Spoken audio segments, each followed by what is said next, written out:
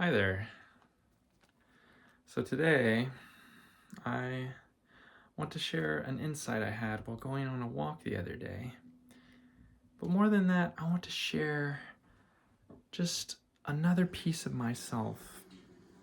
And even deeper than that, I want to share just the heart of reality with you today. That'll be at the end. So we'll start with these insights I had, and it'll just sort of spiral out in this fractal of connecting ideas, and it's going to be great. So here we go.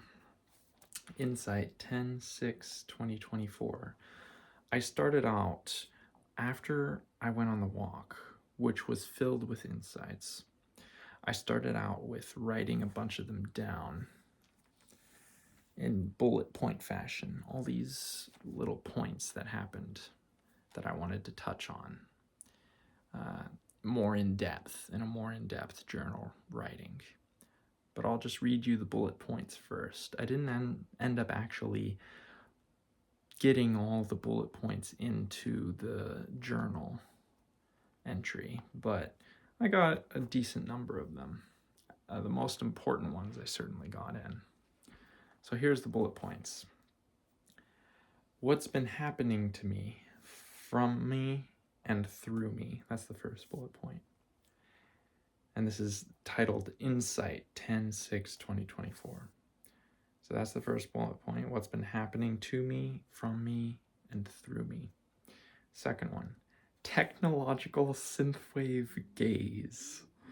And you'll understand what that means later on. Next, just classic synthwave gaze. Synthwave gaze. And then in parentheses it says, nostalgia for a timeless time. Then my next bullet point, magical perceiver. Magical perceiver. The next one, shirt choice. Just simple shirt choice. Next one, time. Next one, multiple portals of perception. Next, the coming together of opposites. And next, in parentheses, that one was yin yang. Next, technological download. Next, purpose of the cricket's chirp. And next, types of crickets. Next, synchronicities. And then I have these sort of indented bullet points, or dash points, because I use a dash instead of a bullet. But aura, synchronicities. And then I have aura book, and then talk with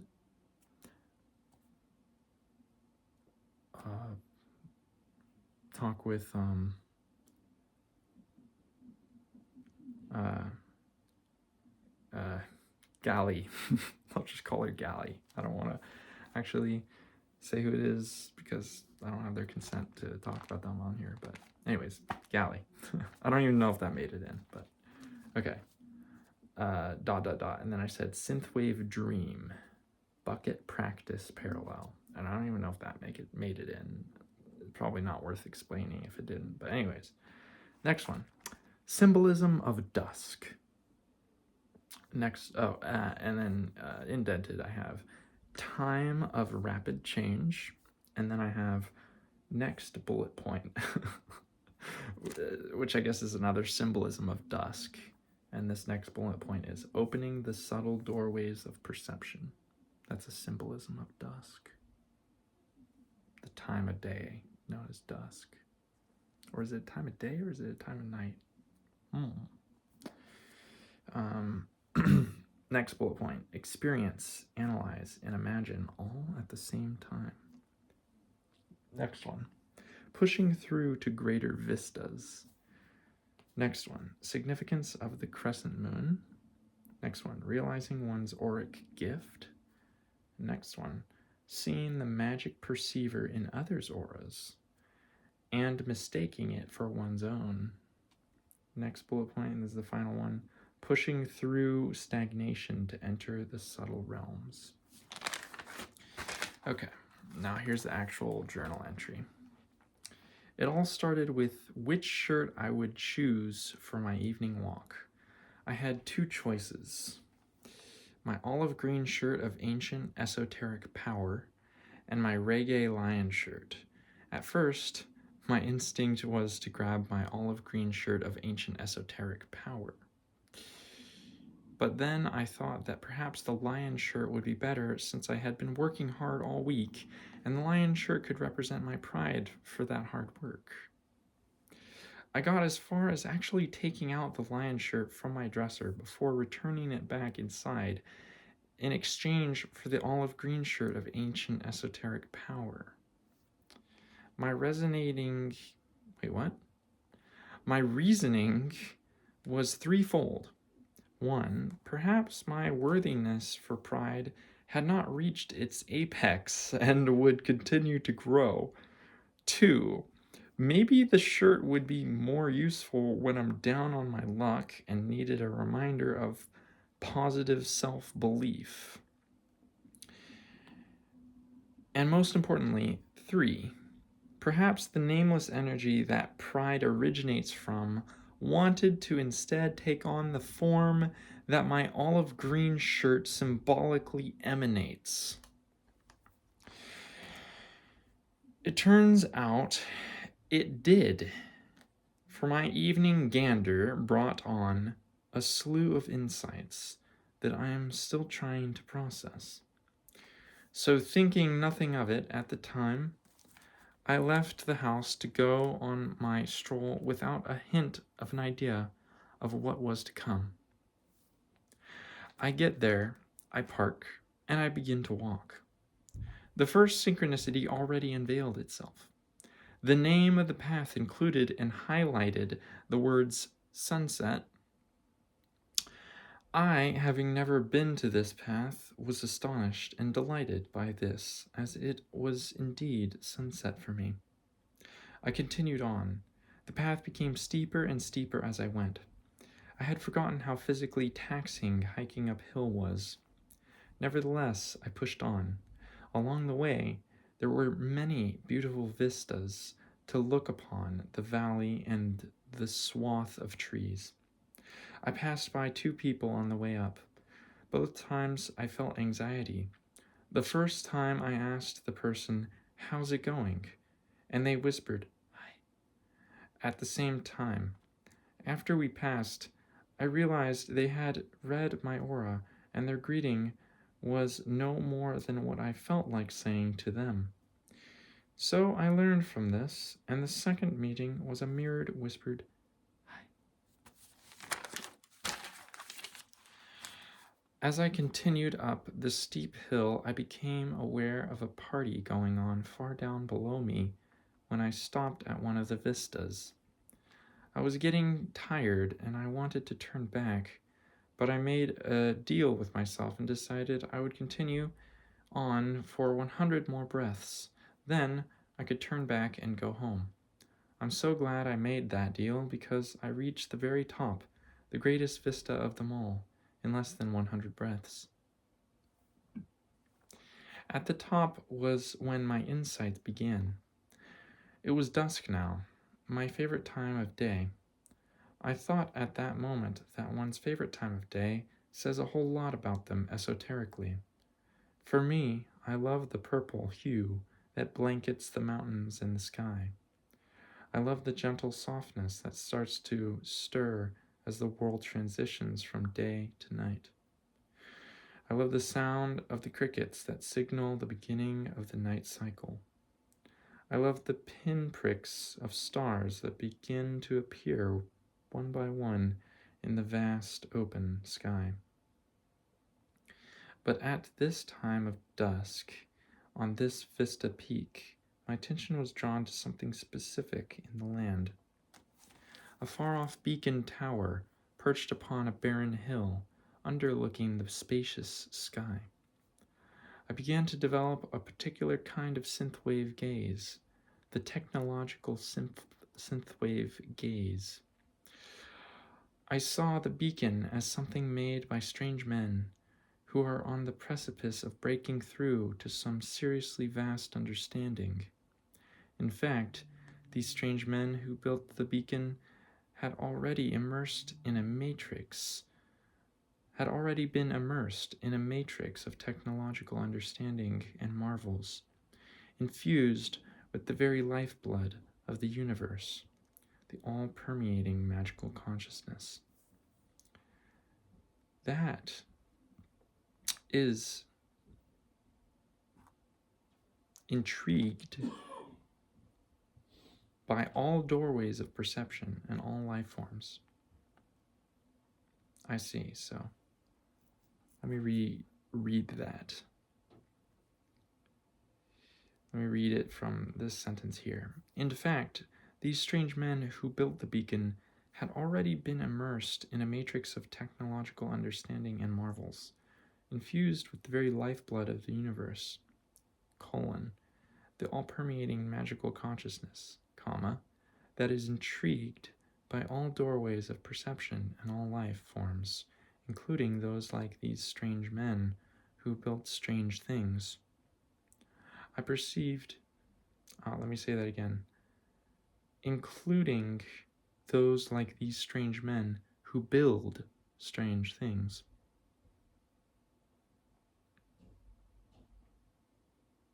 I perceived all of this as one magical perceiver, one who stands outside of time and space and looks in on it as an alien would, seeing it as something completely foreign, new, and magical, and yet at the same time having an air of nostalgia to it, as if I had been here long, long ago in a dream.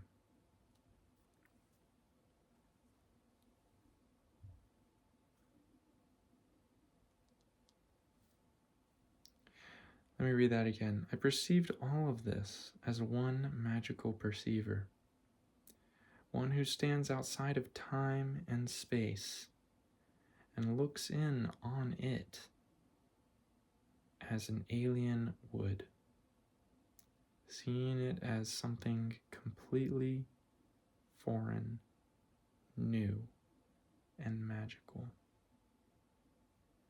and yet at the same time having an air of nostalgia to it, as if I had been here long, long ago in a dream.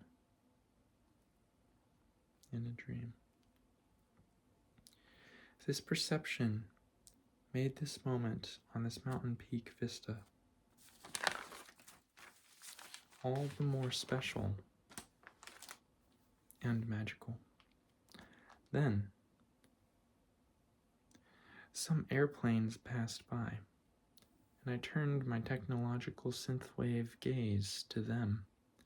Infused in this gaze is a feeling that the tech you are looking at is imbued with a deep life force that permeates a magical, nostalgic flavor for a time long gone, or perhaps yet to come.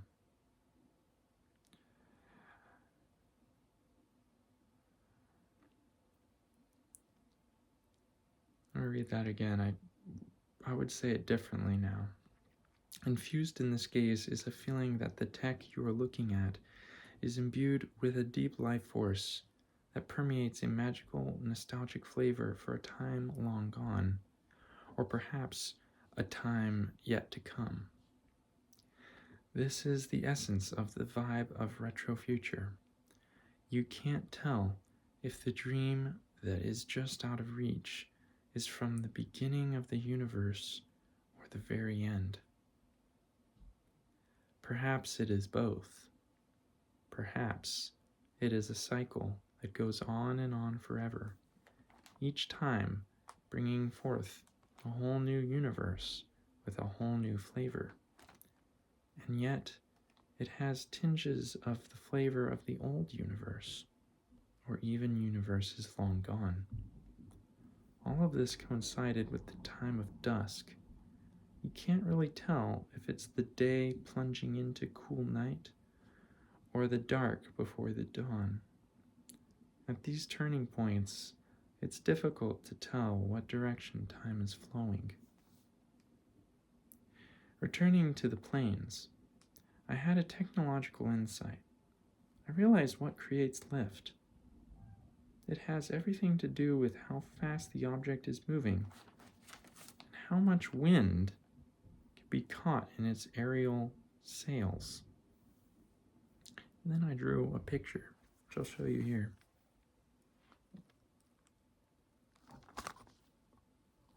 So here we have the wing of the plane. Here's the jet, the propulsion that's propelling the jet. Here's the wing, and here's the wind.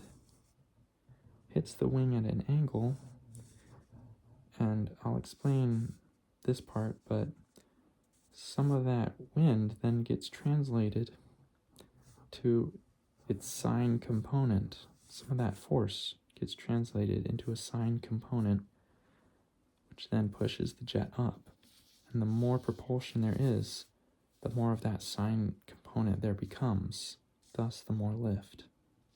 And I'll explain that right here. The air or wind has a relative velocity that can be broken down into sine and cosine components. The wind gets caught in the wing, and its cosine component gets converted to a sine component, pushing a force up on the wing's underside, creating lift. This is due to the jet propulsion, generating the necessary velocity, and the wing tilt, generating the necessary lift when hitting the wind. This whole download was mind-blowing for me. Later, on my way back down, I used my brain again when listening to the crickets. I wondered if the reason they chirped was because they, 1, needed to be aware of threats, and 2, they can't see in the dark. They could, in effect, be creating a sonar device that changes in pitch when entities are near due to phasing. This was a pretty cool thought.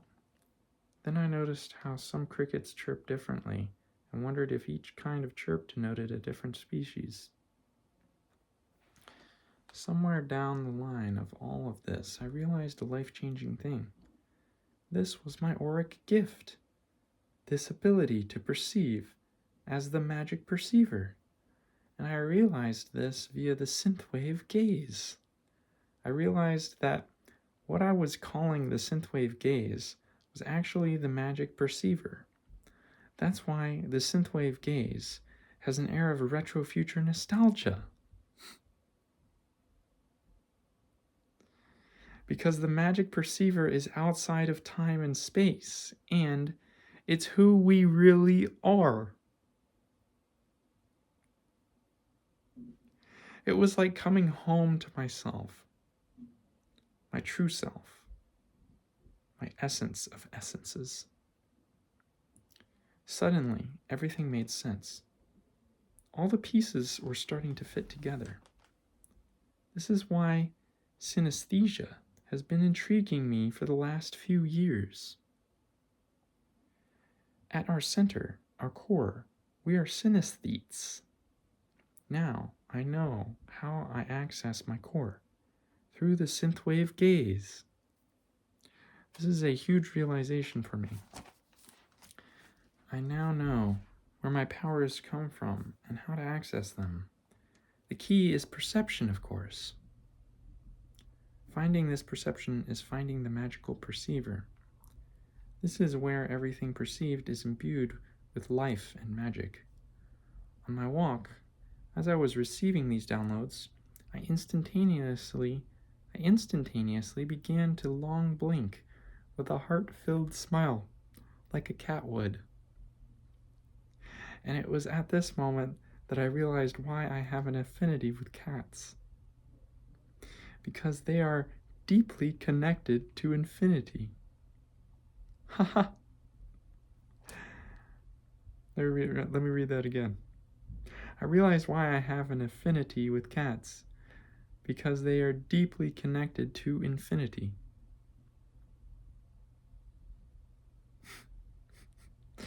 I have an affinity for cats that are connected to infinity. Infinite doorways of perception have now opened to me. I feel free to roam in a glorious land of wonder and mirth. The best is yet to come. I can feel it. And then I wrote, a little later, right after I wrote this, these words. Perceiver of far off worlds. This is a large part of the synthwave gaze. And then in between these two words, in between off and worlds, I wrote some very small worlds. I mean, I wrote some very small words. Not worlds, but maybe they are worlds. I wrote the words, yet oh so near. So if you read it with those words, it says, perceiver of far off, yet oh so near worlds. Take that how you will. And that's all I wrote on it. And then later on, I began to make these visual art pieces. And right now, they're colored in these colorful pens that I have. And I want to share some with you.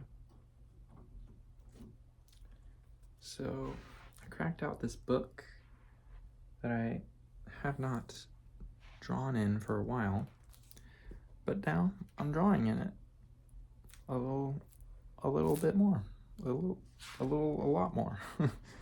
Somewhere in between a little and a lot. But the very first thing that was drawn in this book is this.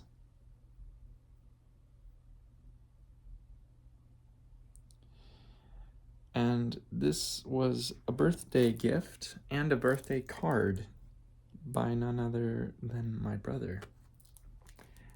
And if you can't tell, when I was a kid, I was very, very into Star Wars. And so I drew my own. Because I was also very, very enamored with everything my brother did. And I wanted to be just like him.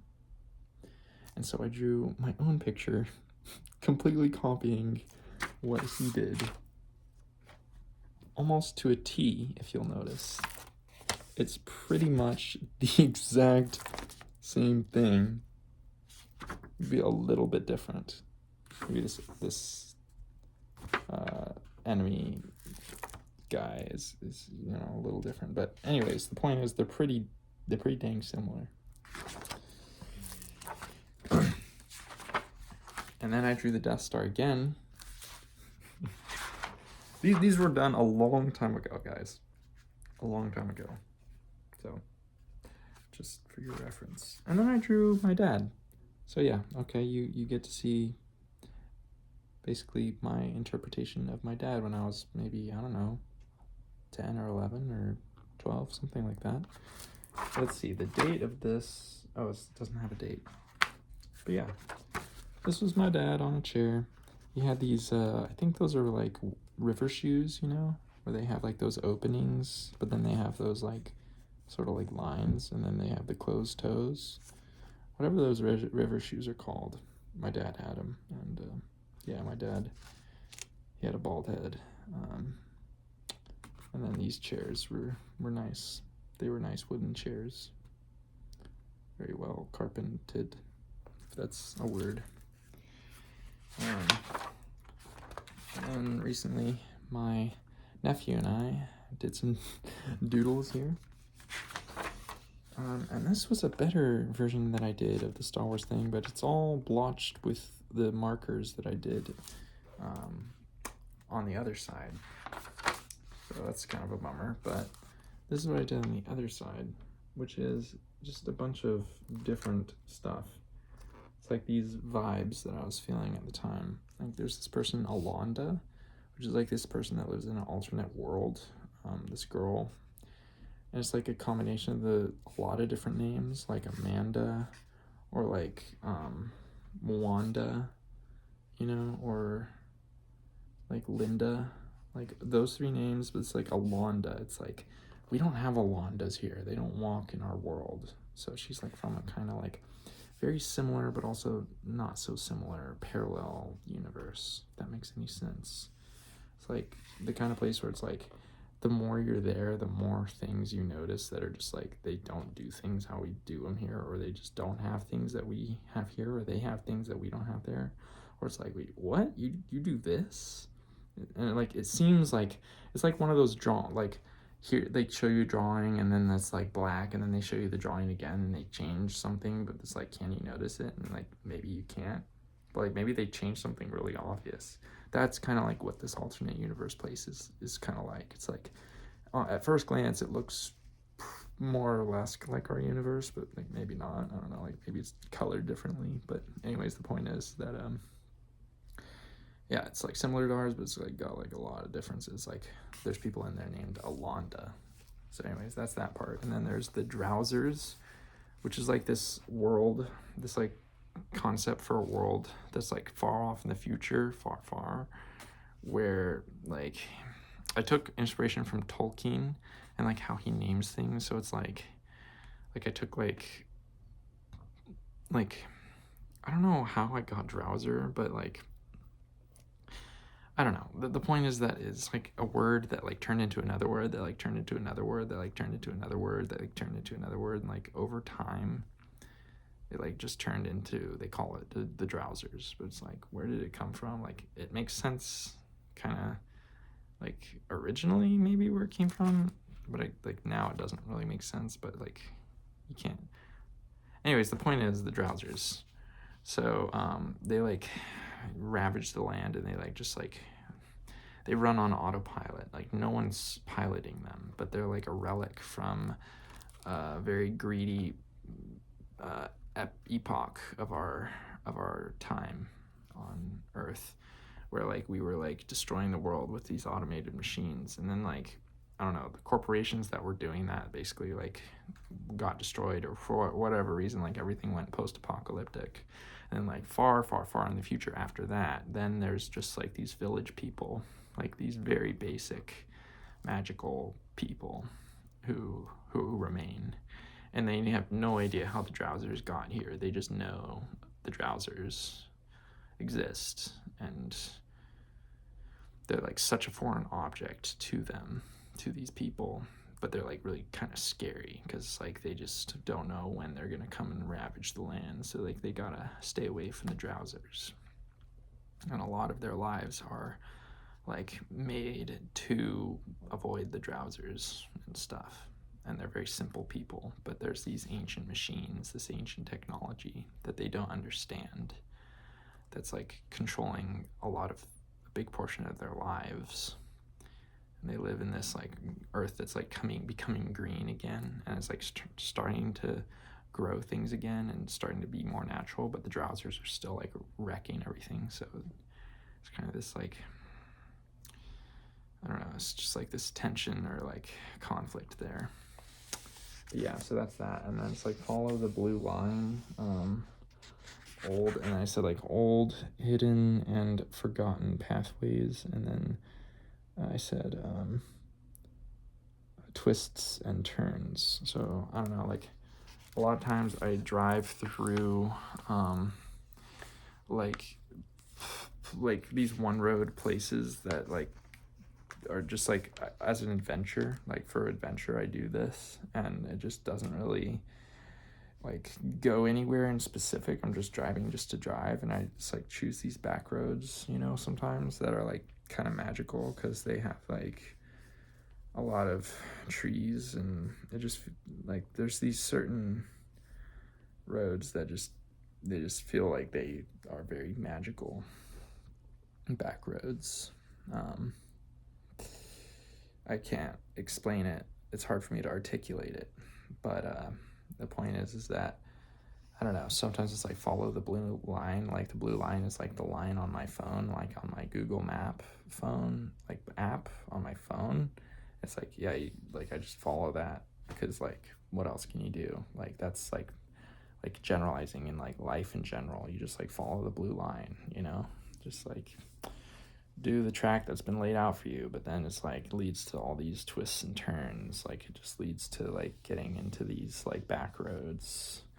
Like sometimes like even following the blue line doesn't necessarily stay a blue line, or doesn't necessarily, you know, stay as like an obvious route, if that makes any sense. Or like, or maybe like following the blue line wasn't working out, so then it's like then you actually start, you intentionally like stop going like the obvious or the straight like route, you know, the clear route, and then you go into the woods and the twisty turny roads. So that's kind of what that's about. And then I made these.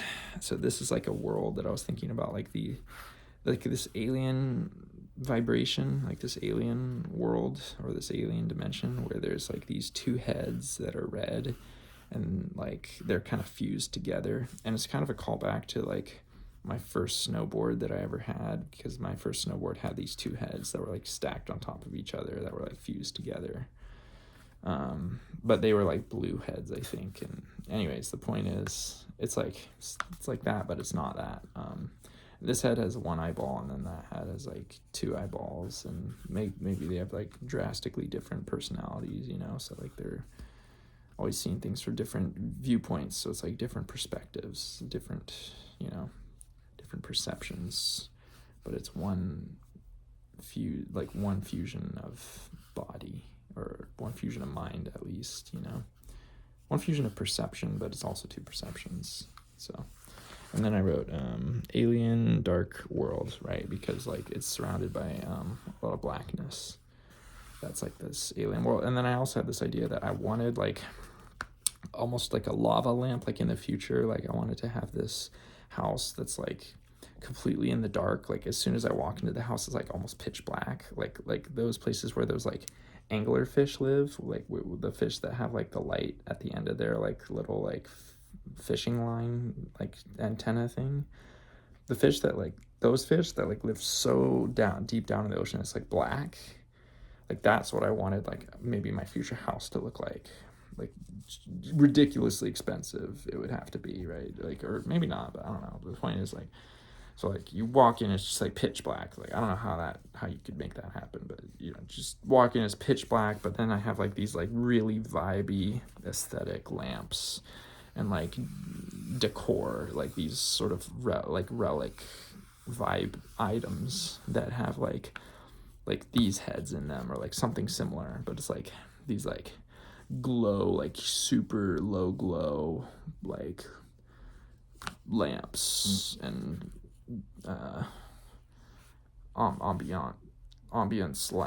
ambient lights that and one of them would have like this red fusion of heads in it, and yeah, it would like glow like orange around it, but then like surrounding it in the room would just be like pitch black. But then like those would I'd have these lamps like sparsely about my house, which just provide this like super like dense but like vibey atmosphere, if that makes any sense. And then like these writings, like I'm realizing like it's so hard for me to articulate these like vibes that I feel inside my head, inside my like auric field of experience, you know. It's like so hard for me to say it, and I'm really bad at like labels for things to begin with. I don't know why, but it's like maybe it's because like I used to get high and like smoke the ganja, but like I feel like I've just labels, I just can't, like, sometimes they just don't come to me. Like, I just don't even remember what something called. Like, anyways, the point is, these guys, they have multiple dimensions to them. It's like an idea in and of themselves, you know, like the world they live in, but then also, like, I would have it as like a lamp in my house, in a future house. And then we got retro world, which is like, and then I have this shoe, which is like a super cool aesthetic shoe that's like retro shoe. It's like really dope, really awesome. And yeah, it's like, of course, it's got this star, you know, glint on it, like the starry glint, my favorite symbol. It's just like you shine a light at it, it's just like you're gonna see the stars glinting off of it. It's gonna look just like this. It's like this sick shoe that's like competing with Nike and stuff. The retro shoe, you know. But it's also a whole world. Like, it's a whole world, man. It's not just a shoe. The shoe originates from like this retro world that it's got all kinds of stuff like this in there and more, you know. I mean, this is just the tip of the iceberg. Like, I can't even begin to tell you what retro world is all about. But if you know me, maybe you know a little bit what my vision for that is, or what it would be. All right, and then, oh yeah, that's also part of retro world, of course. Oh yeah, and these parallel lines that are at an angle. Of course, those are part of retro world as well. And then we got this guy, this old guy. Guess what? It's me, mangled lover. Yeah, I'm a mangled lover. Now you know. Okay. Oh, and then this also, of course, it says vintage here. Going back to the retro. This has got to be vintage. It's got to be vintage. That's what makes it retro, of course. Okay. Now we know that page. We understand that page. This person. So this person I drew, and by the way, everything we've covered so far, none of it has happened recently. None of it has anything to do with what I wrote and what I just read to you at the beginning of this video. That insight about all that synthwave stuff. And this synthwave vibe has been going on with me for like a while. So like that includes the retro world. And all that. But like, again, I mean, this is also kind of recent, but it's not as recent as the insight that I wrote down that I shared with you guys. All right. This person, this is I don't know her name, but she's like the most vibey woman ever, and she's like of a high vibration, really high vibration. She's just really open, really spacey, but like she's almost like not a self, but she is a self. She's really magical. She's just like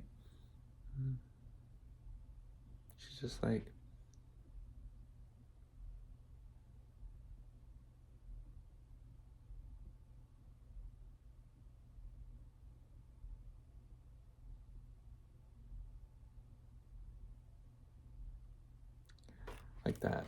Like I was trying to do the vibration, but of course I don't look like her, and of course it's hard to bring the idealistic idea of it into this reality because it's difficult to do that, all right? But she's very open, she's very magical, and she's very spacey and very awesome. She comes from a far-off world where you live thousands and thousands of years, and she's green, and she lives on a vibey green planet that's very round, and it's so small that you can like almost see the bend in the planet. Yeah. So that's her. Oh, she's got these little freckles. It's really cute. All right. We got this meditating woman. She's got the star in the middle. Yep. You got friendly neighbor. Friendly neighbor. Look, it's your friendly neighbor. Friendly neighbor is the kind of neighbor who this guy follows every single rule to a T. And so, like, one day I was like reading about the DMV rules and stuff, like driving rules, and I found out that when you go around a bend and you can't see the other side of the bend, you're supposed to honk, letting like any car know that might be on the other side of the bend that you're driving around the bend, you know, that you're coming. This guy would honk. This guy would honk around every single bend because it's in the rule book for the DMV. But we all know that no one does that, right? But this guy follows every rule to a T. Not just car rules, but like every rule. Like he's the epitome of a good citizen. And he does kind of have that spacey vibe. Like he's kind of like this woman. But a more grounded this woman. Like more grounded meaning like he lives on planet Earth. You know, he lives on planet Earth. So that's friendly neighbor. We got Tigress. If you've seen my previous videos, you know about Tigress. She doesn't regress. Yeah, you know about Tigress. She's a healer. Very healing woman. Yeah. Right. Here, I'll read it to you really quick. Wait, how do I start it? Tigress, she doesn't regress. No, wait. Tigress, she doesn't regress. No, she has a recess every other weekend, so she is not weakened by all the constant seeking of others. She teaches all of our sisters and brothers. She's a true mother of the nation. She is putting out that cosmic vibration so she could change locations fast as a leopard. She is a shepherd untethered for all the mindless sheep she could be eating. Her shadow self taking a beating while she shows the way, trying to make it okay. She be healing, that's what we're feeling, yeah, she be healing, that's what we're all feeling, she be healing, that's what we're feeling, yeah, she be healing, that's what we're all feeling. The number one disciple of the universe, she traverses the generational curse that she reverses with her healing touch and eyes. Eyes that take you deep inside. Eyes that take you for a ride. Eyes that take you deep within. Eyes that help to cure the sin. She doesn't stop till she wins. She takes us back to where it all begins. She's a healing, that's what we're feeling, yeah, she be healing, that's what we're all feeling, she be healing, that's what we're feeling, yeah, she be healing, that's what we're all feeling. There we go. That is Tigress. She doesn't regress. Then I drew this. It's a bunch of people going around the Synthwave star, the Etherean star. They're all holding hands and they'll have the star within them at their heart. They're connected by this star and they're connected within. It's symbolic. And they share harmony with this star. They are separate and yet they are together. And this is their light. This is what brings warmth, bliss, love to the world. It's this connectedness, this inner knowing, this truth of truths that can only be felt.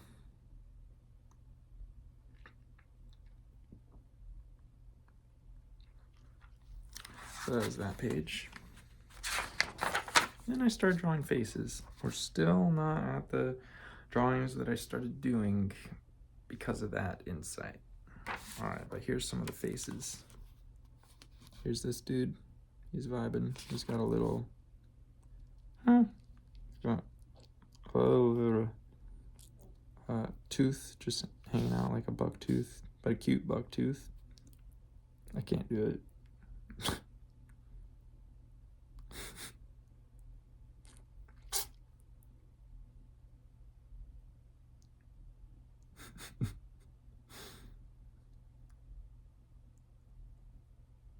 Something like that. Okay. That's that guy. And then this. It's just a vibe realm, a very soft vibe realm. And then we got this muck, which is just me getting out the artist jitters, the artist yuckiness, you know, just to get something on the page so I can get the creativity flowing. And I drew this guy really quick, and I think he's really sick, really dope, really aesthetic. You weren't supposed to see that. Really aesthetic. Yep, he's awesome, dude. Ancient dude, mind you. Comes from an ancient time, but he's very sublime, very insightful. He's of the 5th chakra energy. He's a healer as well. Yes. Ancient and insightful. And this person, don't really like that person, sorry. This person's vibing on the nth dimension, if you know what I mean, if you take my meaning. They're just kind of like, yeah, but they're just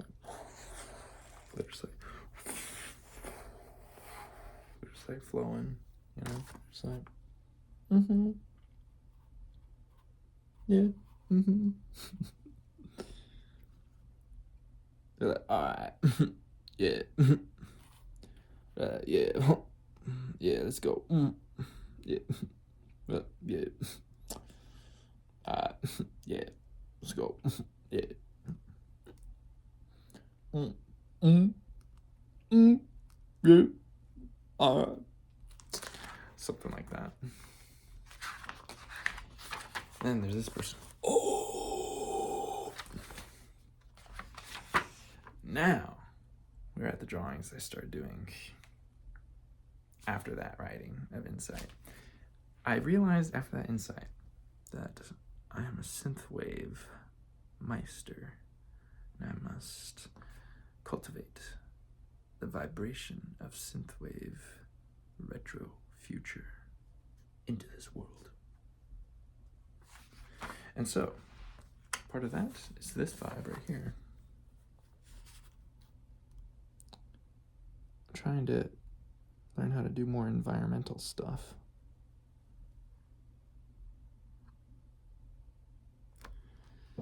That is flying saucer. Yep. Flying saucers are definitely synthwavy. They're definitely retro future-esque. You got that vibe. There's just spirals in the sky. Maybe they're galaxies, maybe just abstract spirals. I don't know. Then we got cows, of course. You can't have a UFO vibing above a pasture without some cows. So yeah.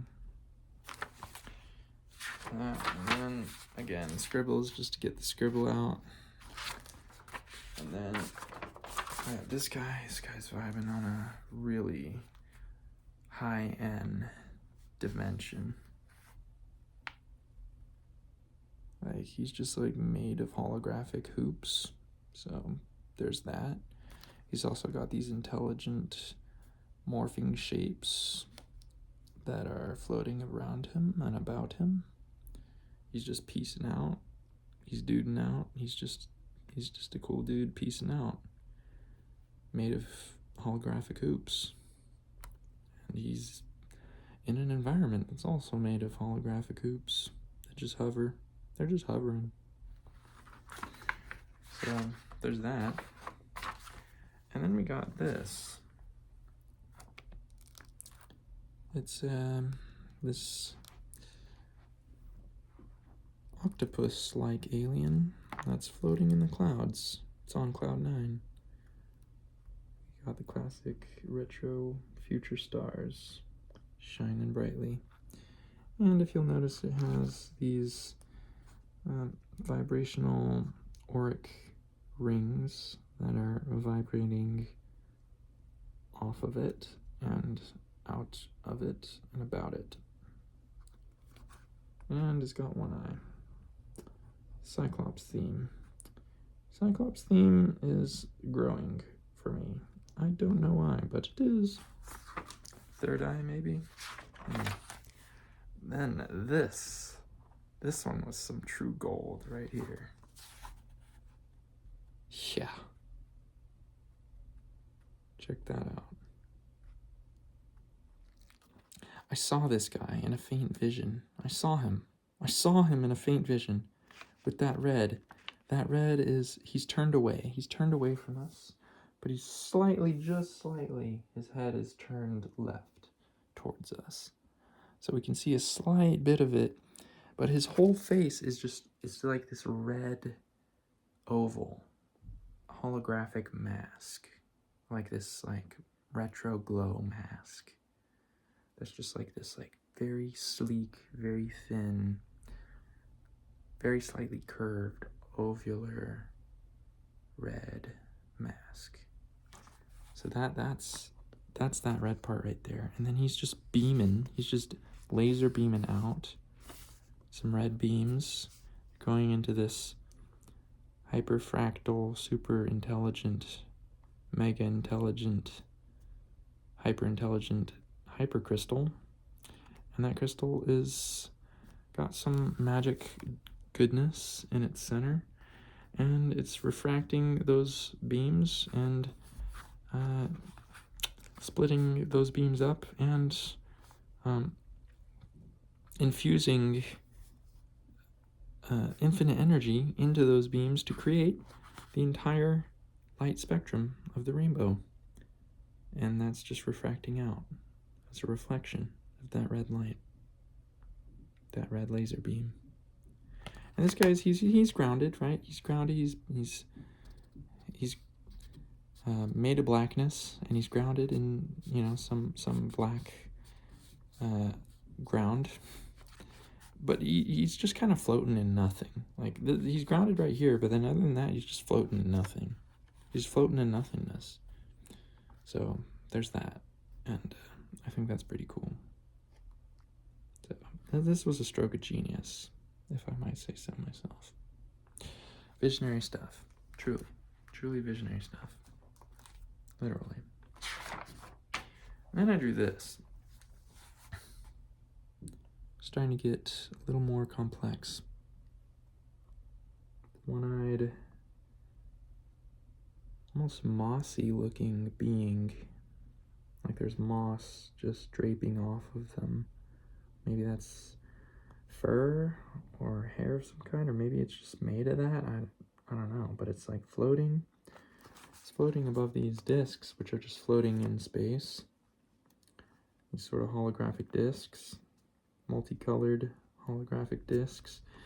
And then the question is this hyper beam that's going out up into infinity, is this hyper beam, is it coming, is it on the final disc,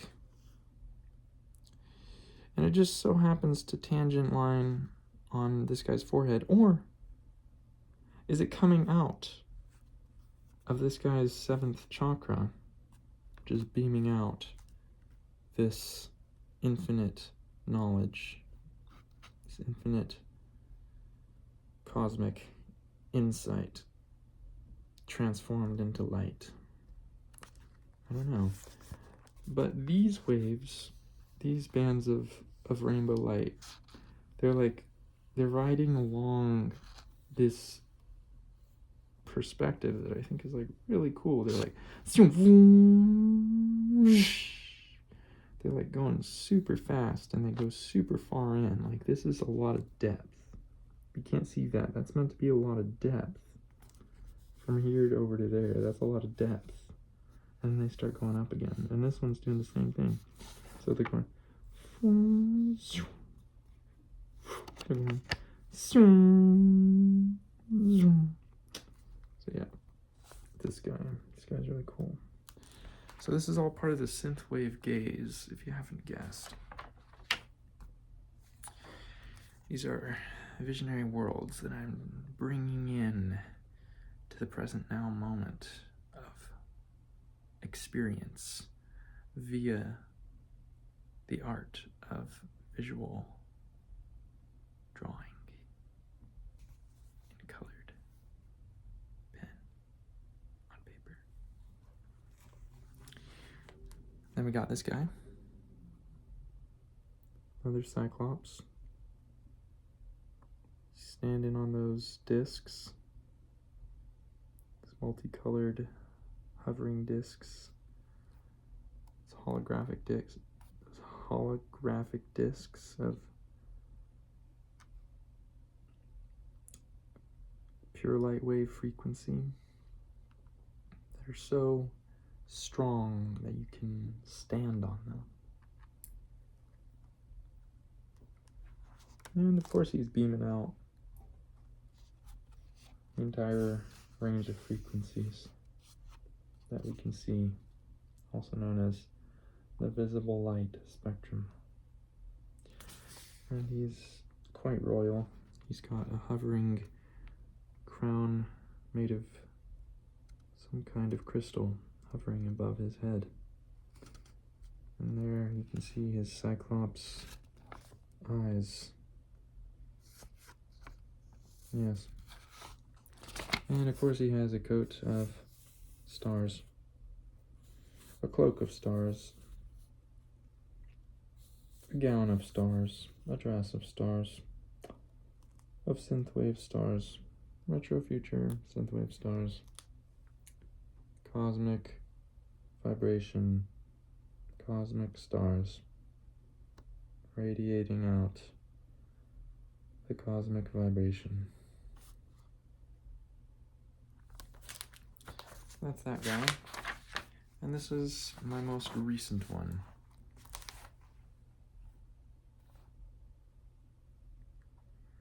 Another very high being. This is a purple being. Their symbol is the infinity symbol. They're also Cyclops, but their head is made of a hyper-intelligent gem. Hyper-intelligent jewel. That is hovering above this black hole of sorts, where its neck would be. They're given the peace sign. They have this blue spell that they're casting, this blue force field spell of peace that they're casting. They're standing on a highway of beamed rainbow light wave frequencies, and they're in the middle of a void darkness. They're just suspended in deep space, void darkness. And not only that, they are beaming out. These multi-timbral light wave frequencies. And guess what? This is symbolic. These light wave frequencies are the very frequencies upon which they stand. This symbolizes their creating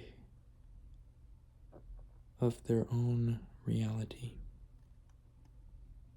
They create their own reality. And the reality is the full spectrum of all colors, the full spectrum of all frequencies. They have mastered every frequency, and they are of another octave of dimension, of another octave of dimensional experience. Another octave of vibration. A very, very awakened, evolved, enlightened being. A vibe master. They are a vibe master.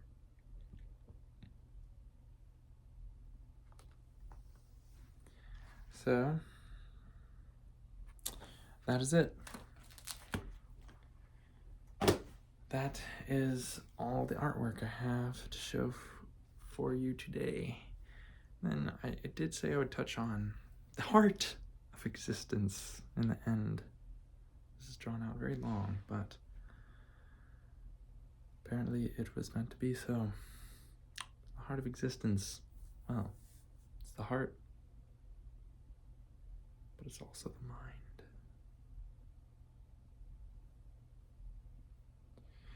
It is the heart-mind, both connected as one thing.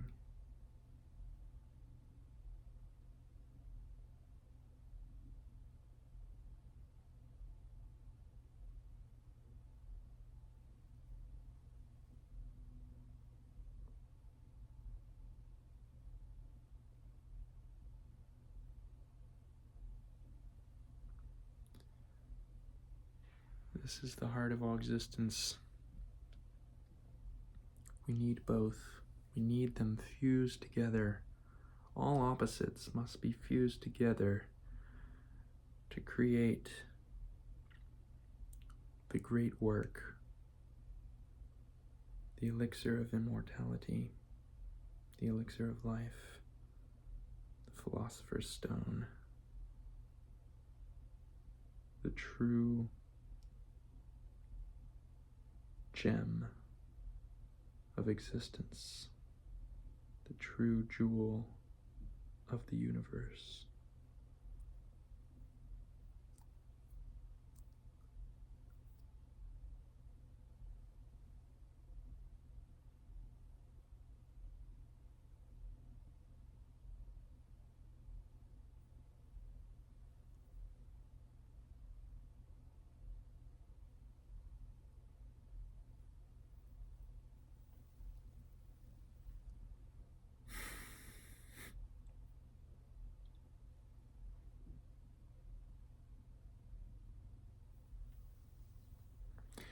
That is my view.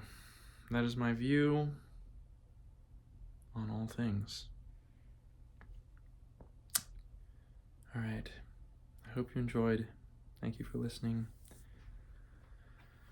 I love you. May we be one. May we be joined in the uniting of opposites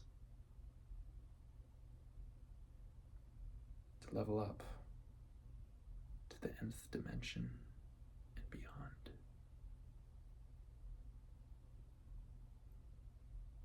Peace and bliss. I wish you, cosmic being.